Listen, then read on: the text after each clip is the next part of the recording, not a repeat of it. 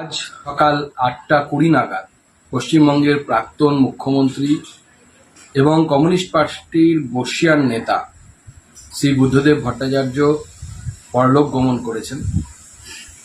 এই দুঃখের সংবাদে আমরা অত্যন্ত মর্মাহত।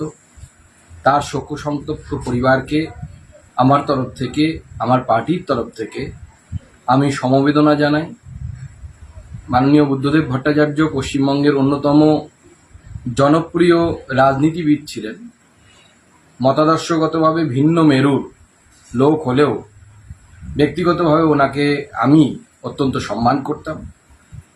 তার ঈশ্বরের কাছে প্রার্থনা করি তার আত্মার সদ্গতি হোক এবং তার পরিবারকে এই দুঃখের সময়ে, এই কষ্টের সময়ে ঈশ্বর যেন শক্তি প্রদান করে এবং পরিবারের প্রতি আমি আবার আমার সমবেদনা জানাই।